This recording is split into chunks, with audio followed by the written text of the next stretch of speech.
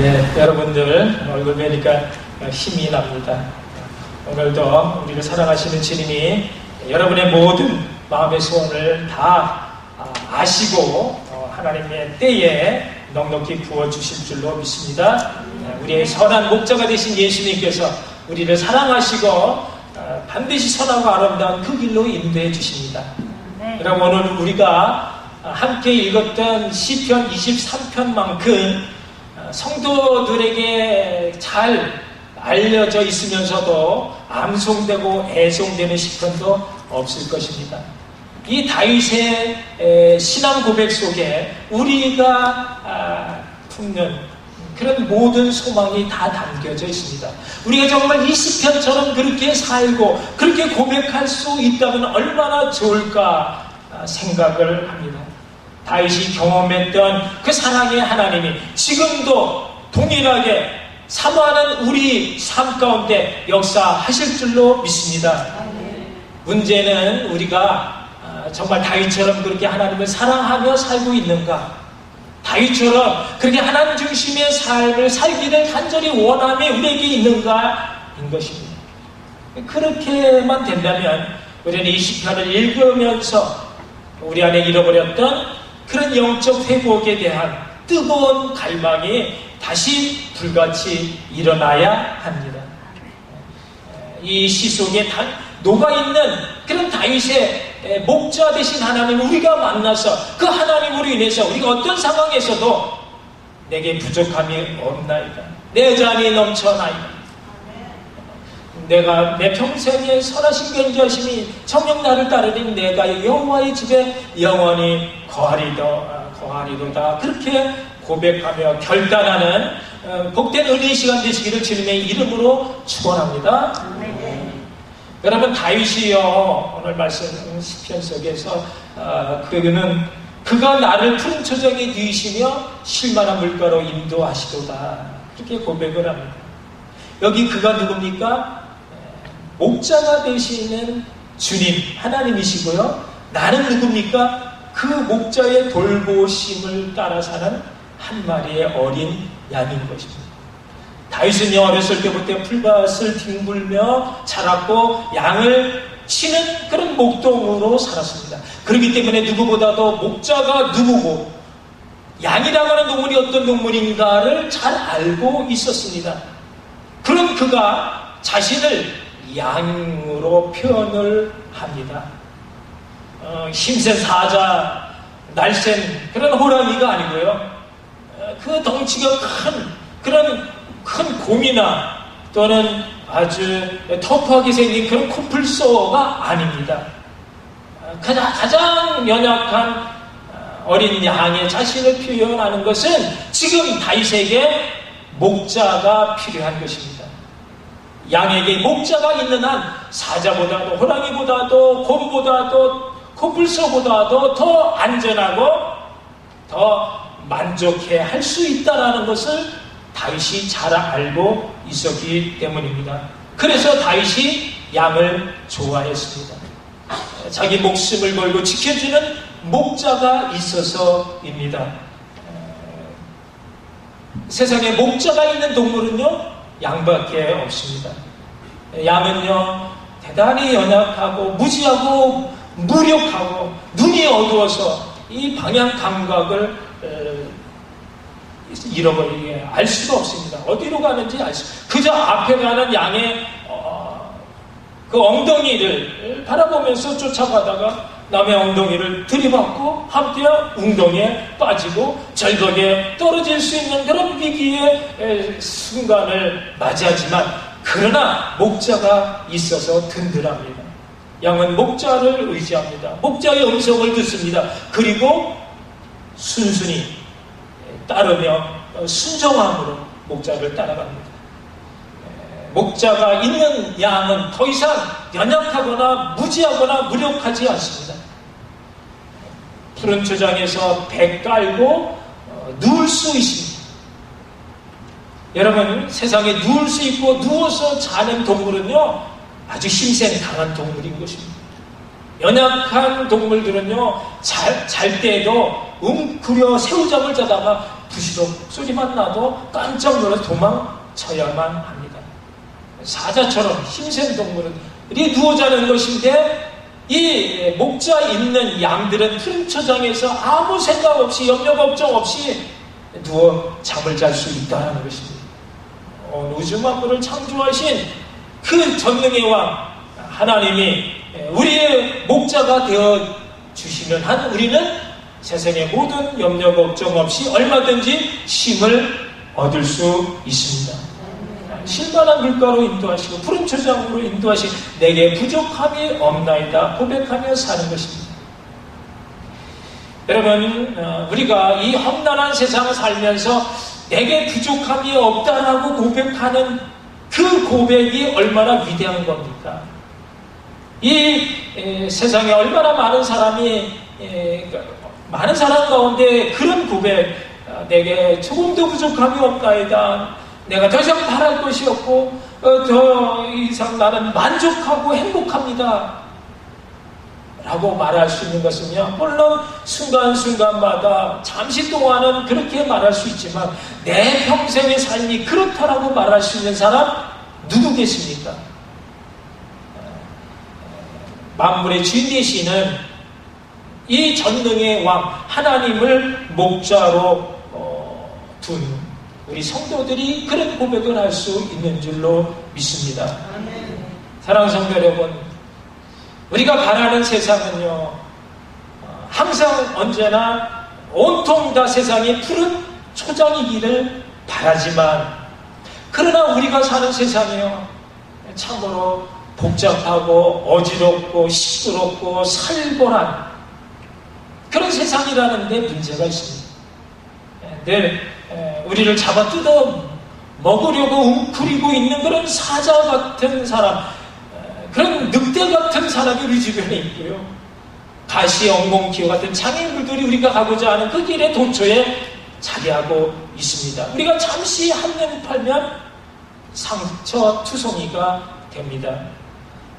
그러나 이제 주님을 우리 목자로 만난 사람은 우리가 세상에 대해서 눈을 감기만 하면 언제든지 우리는 푸른 초장에 있게 됩니다. 주님께서 우리의 모든 염려 걱정 다 덮어주시고, 불안과 우울함과 또 불안한 이런 모든 것들을 다 거두어가 주시기 때문인 것입니다. 여러분, 우리의 평안함이 어디서 옵니까? 주님 안에 있을 때 주님으로부터 옵니다. 다윗의 그 성경에서 볼 수 있는 다윗의 인생은요, 참으로 다이나믹했습니다. 결코 순탄한 적이 없는 그런 삶의 연속이었습니다. 그 파란만장한 자신의 생애를 돌이켜 회상해보면서 다윗은 그래도 그 어려운 고비고비마다 하나님께서 함께 해주셨다라고 고백하며, 그래서 감사 찬양의 경배를 하나님께 늘 드리는 복된 인생이 될 수 있었습니다. 어린 시절 사무엘 선지자를 만나 그가 일찍이 이스라엘의 왕으로 하나님 앞에 기름 부음을 받았지만, 그러나 그 이후에 하루라도 편히 살 수 없을 만큼 아주 어려운 그런 날이 계속되었습니다. 아직 다 자라지 않은 어린 소년으로서 블레셋의 거장 골리앗과 맞서 싸우는 그런 위기의 순간을 넘겨 또 싸워서 이겼지만, 그러나 사울 왕의 그런 끊임없이 애매하게 그냥 쫓아 죽이려고 하는 그 살벌한 속에서 젊은 날을 피난살이로 그렇게 힘들게 허덕이면서 지내야 했고, 결국 그래도 천신만고 끝에 왕의 자리에 오르긴 했지만 그것으로 끝이 아닙니다. 또 아들 압살롬의 반역으로 말미암아 머리 숙이고 허리 굽혀서 울면서 왕궁을 빠져나가야 하는 그런 기구한 삶을 살았지만, 그러나 여러분, 다윗은 그 많은 어려움 속에서 그가 절망하지 않았다라는 겁니다. 꺾이지 않았습니다. 그의 인생을 포기하거나 항복하지 않았습니다. 불안해하지 않았습니다. 오히려 당당하게, 꿋꿋하게 맞설 수 있었고 그런 가운데서도 하나님께 찬양할 수 있는 그런 삶은 그가 바로 주님을 목자로 알고 섬기고 있었기 때문인 것입니다. 그래서 감사하며 살았습니다. 세상은 거친 파도, 흉한 노도로 자신을 삼키려 덤벼들지만 그러나 다윗의 내면은 언제나 푸른 초장이 있었습니다. 그의 마음은 언제나 푸른 초장이었습니다. 쉴만한 물가였습니다. 뭐 그렇다고 그가 고통이 없었던 건 아니죠. 우리를 삼키려는 그런 사자들께는 언제든지 항상 있습니다. 그러나 하나님을 목자로 둔 성도는 그 모든 고통을 이기는 것입니다. 목자 대신 전능하신 하나님께 다 맡김으로 주님만 바라보며 나가는 것입니다. 예수 이름으로 이기는 것입니다. 여러분, 초등학교 학생이에요. 어린아이가 아빠 손을 잡고 동네 골목을 지날 때에 늘 자기를 괴롭혔던 그 고학년의 형들이 있습니다. 그렇다고 해서 이 아이가 아빠 손을 잡고 가는데 두려워해서 겁이 나서 피해서 다른 데로 가겠습니까? 아니죠. 아빠 손을 붙잡고 있는 그가 그 자기를 괴롭힌 그 고학년 형에게 가서 발로 엉덩이를 한 대 걷어 찰 수 있습니다. 물론 이제 다음에 자기가 아빠 없이 다닐 때를 생각해서 그렇게 안 하는 것이 지혜지만, 그러나 얼마든지 아빠 손을 붙잡고만 다닐 수 있다면 자기를 괴롭혔던 그 엉덩이를 걷어 찰 수 있습니다. 왜냐하면 아빠의 힘이 자기 것이 되어졌기 때문입니다. 다윗이 그 거장 골리앗을 죽일 때 그랬습니다. 너는 칼과 창과 단창으로 내게 나오려거니와 나는 만군의 여호와 네가 모욕하는 이스라엘 군대의 이름 하나님의 이름으로 내게 가노라. 그래가지고 물맷돌 매끈한 거 5개 중에서 다 쓰지도 않고 그 중에 하나 가지고 풀맷돌을 돌려가지고 그냥 놨더니 그 돌이 그 완전 무장한 그 골리앗의 그 이마 사이를 비집고 들어가서 정확하게 급소의 받침으로 그냥 꽝 쿵 하고 자빠져 죽었습니다. 여러분, 우리에게 고난은 바로 주님과 함께함으로 이기는 승리의 기쁨이 되는 것입니다. 여러분, 실제로 양을 키우는 목자들의 말에 의하면 양을 이제 처음에는 푸른 그런 들녘 평지에서 양들을 풀을 뜯게 합니다. 그러나 그 많은 양들이 아무리 넓어도 순간 다 이제 뿔이 다 뜯기면 그 들판은 황폐한 들이 되고 맙니다. 이제 그때를 대비해서 목자는 항상 높은 고원지대에 풀이 어디가 많은가를 미리 알아둡니다. 그리고 다 이제 먹을 풀이 없으면 이 양들을 데리고 골짜기를 지나 고원지대로 데리고 갑니다. 근데 그 골짜기를 지나는 것이 보통 일이 아닙니다. 골짜기에는요, 예상치 못한 여러 장애물들이 즐비해 있기 때문에 험악합니다. 독초도 있고 사나운 그런 맹수들도 있고 생명의 그런 위험을 당할 수가 있습니다. 그러나 높은 산이 불발수록 가기 위해서는 반드시 그 골짜기를 통과해야 갈 수 있는.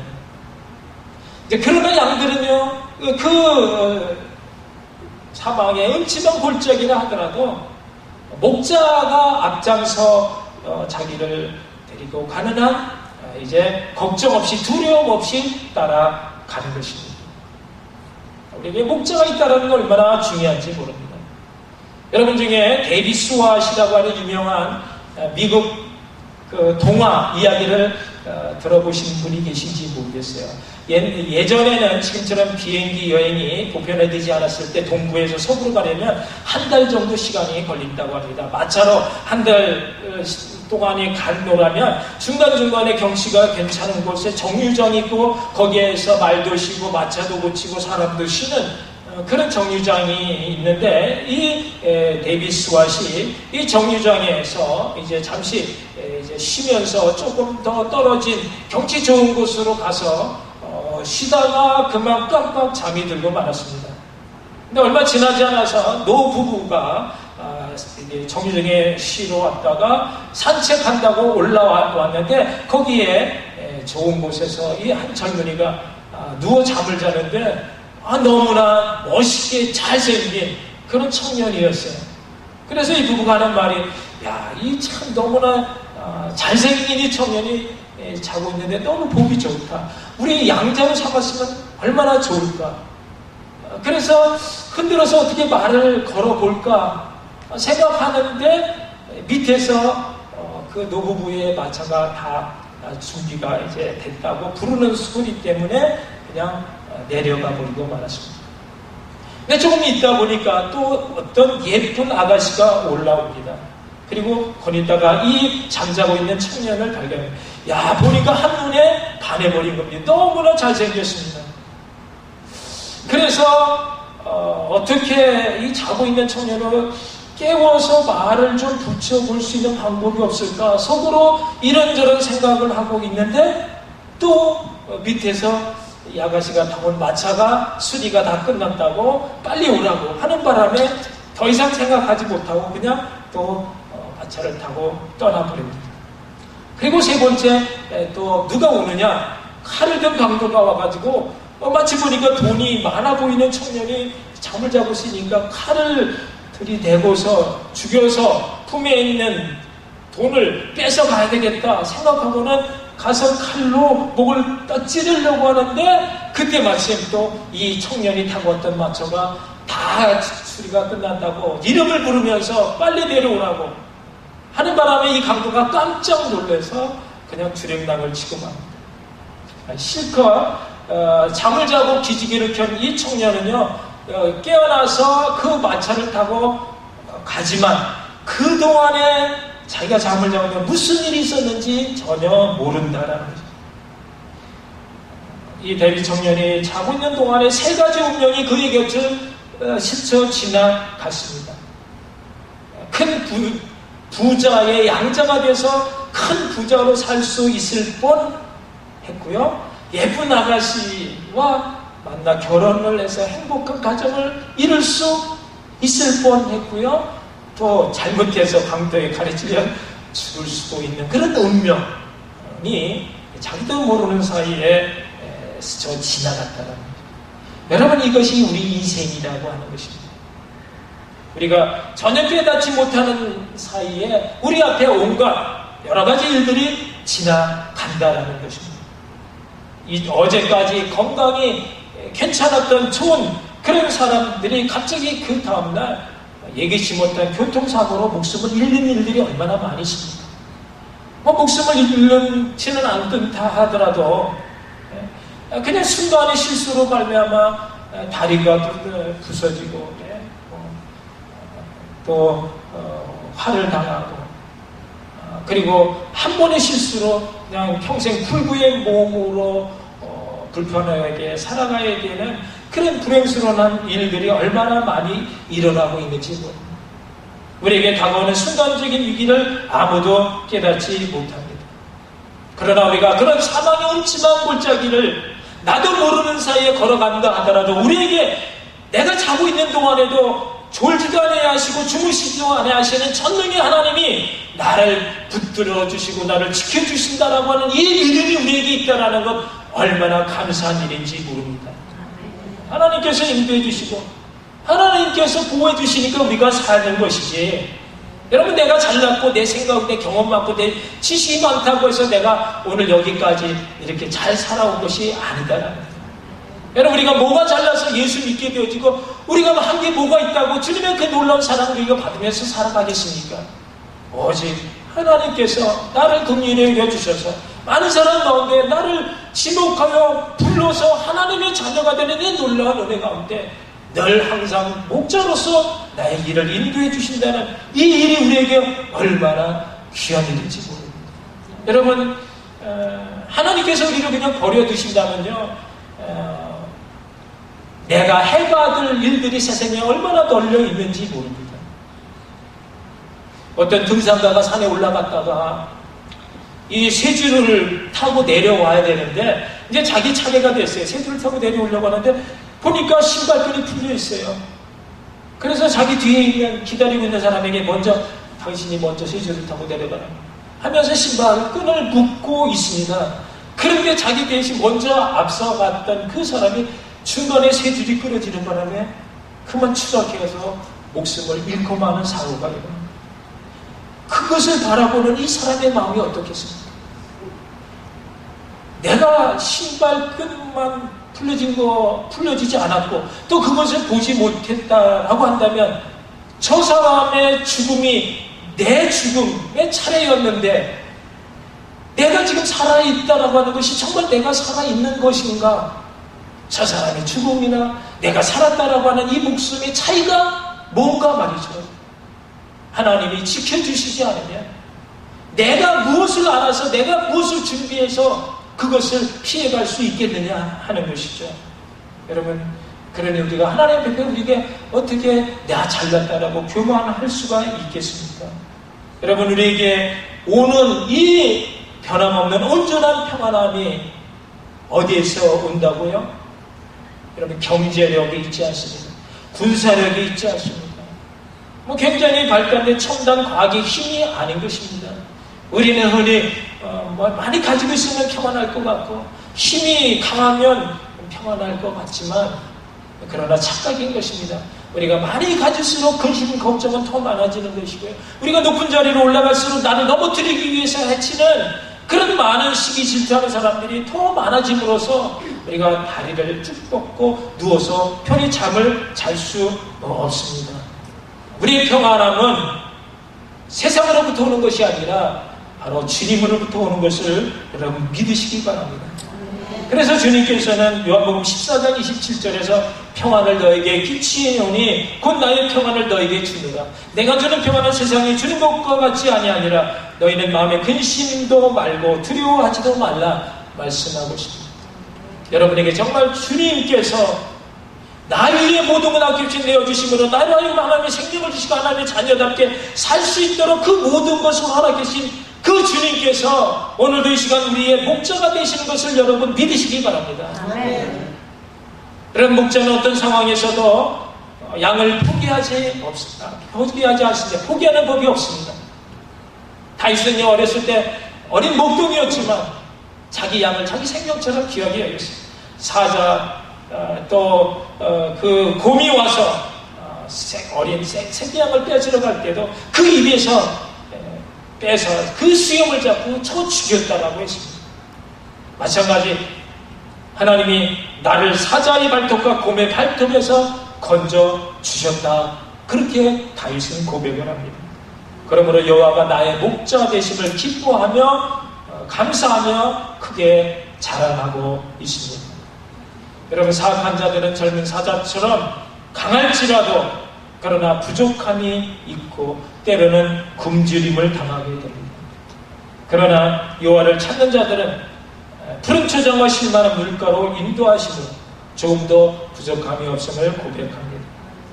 하나님께서 예수 그리스도 안에서 그 영광 가운데 풍성한 대로 우리의 쓸 것을 미리 다 아시고 채워주시는 분인 것을 여러분 아시기 바랍니다. 하나님은 언제나 변함없이 사모하는 자들에게 만족을 주시고 주님 영혼에게 만나를 공급하시며 또 성도들에게 그 연약함 속에서 힘을 낼 수 있도록 하나님의 그 꼬마에게 아버지의 힘이 자기 힘이 된 것처럼 연약한 자들에게 하나님의 전능한 힘을 우리에게 공급해 주시는 좋은 하나님인 것을 믿으시기 바랍니다. 그 복이 바로 내 평생의 선하심과 인자하심이 정녕 나를 따르리니 내가 여호와의 집에 아버지 집에 영원히 거하리로다 노래를 합니다. 예수 그리스도를 믿음으로 구원의 반열에 들어서 우리 모두 이제 그 모든 것을 다 베풀어 주신, 그래서 처소를 예비하러 가신 그 예수님, 그 안에서 그 아버지 집에서 그 성전에서 영원토록 주님과 함께 누리며 주님의 인도함을 받으시는 복된 은혜의 삶을 사시는 저희 여러분 되시기를 주님의 이름으로 축원합니다. 오늘 주시는 10편 23편 우리 다시 한번 생각해 보면서 정말 하나님이 정말 주님이 나의 목자가 되고 있는가? 나는 그것을 인정하며 그 안에 살기를 즐겨하고 있는가? 다윗의 고백이 내 삶의 고백이 되고 있는지 우리 다시 한번 생각해 보면서 그런 삶을 살게 해달라고, 다윗과 같은 믿음의 삶을 살게 해달라고 우리 조용히 간구하시겠습니다. 기도하시겠습니다. 사랑의 주님, 은혜를 감사합니다. 내 말씀 가운데 찾아오셔서 부족하고 애매한 자들에게 새 힘을 허락해 주셔서 다시 한번 주님을 바라보며 붙잡을 수 있는 귀한 은혜 주신 것 감사합니다. 내 말씀이 우리에게 생명이 되고 우리 어떤 상황에서도 여호와는 나의 목자시니 부족함을 따라오라. 내 영혼을 소생시키니 이름을 위하여 우리를 인도하신 주님, 우리 가지고 모든 것 아낌없이 기도하시고 늘 항상 충만하시고 하나님 나를 불쌍히 여주시고 하나님 나를 긍휼히 여겨주시고 그 세상에 주님과 더불어서 복이 충만하시고 하나님 도와주시옵소서. 사랑의 하나님은 은혜를 감사합니다. 오늘도 어김없이 찾아오셔서 말씀 가운데 우리를 비춰주시고 우리의 연약함 속에 세상에 없는 위로와 하늘의 신령한 은사와 복으로 다시 한번 충만케 해주시니 감사합니다. 시편 23편을 통해서 이제 우리 안에 영적인 회복이 이루어지게 하시고 주님과 함께 더불어 사는 목자와 양의 이 관계가 평생의 삶 가운데 늘 아버지 집을 사모하며 거할 수 있는 능력으로 우리를 지켜주시고 인도하여 주시옵소서. 예수님 이름으로 기도합니다. 아멘.